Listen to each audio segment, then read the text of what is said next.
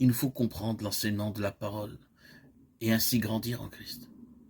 La révélation de tes paroles est claire, elle donne de l'intelligence aux simples. Psaume 119, 130. Notre croissance ne dépend pas de notre connaissance biblique, bien qu'elle soit nécessaire, mais de notre expérience de la parole. Il y a 3 conditions pour connaître une réelle croissance de notre vie spirituelle. Christ doit être notre Seigneur. Dans le chapitre 2 des Actes, Pierre déclare « Dieu a fait Seigneur et Christ ce Jésus que vous avez crucifié ».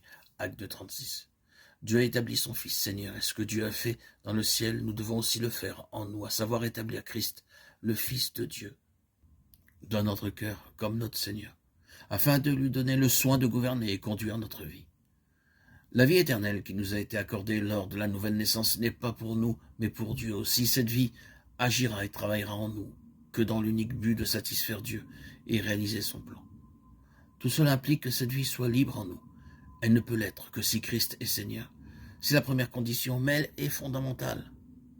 La deuxième consiste à devoir vouloir que s'accomplisse en nous son dessein. La nouvelle naissance introduit la vie de Dieu en nous.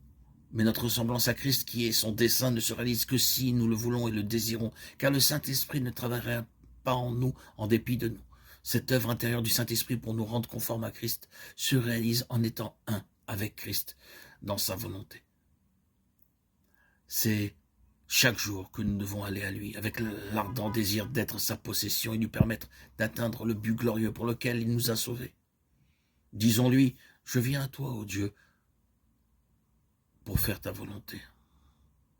C'est sur cette base-là que s'accomplira en nous ce dessein.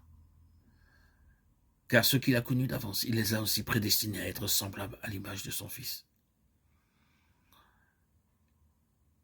Et pour troisième condition, il faut que notre vie soit pratique, car notre croissance dépend de notre obéissance à mettre en pratique ce que nous entendons.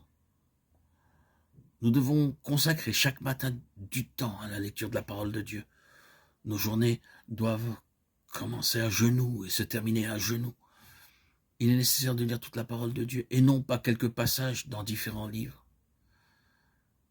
La lecture suivie de toute la Bible est un acte d'obéissance à Dieu, une preuve que nous l'honorons.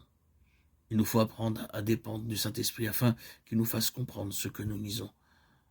Nous avons besoin d'aller au Seigneur avant notre lecture. Ô Seigneur, donne-nous de bien comprendre ce que je lis. Parle-moi et enseigne-moi selon ta parole. Ouvre mes yeux pour que je contemple les merveilles de ta loi.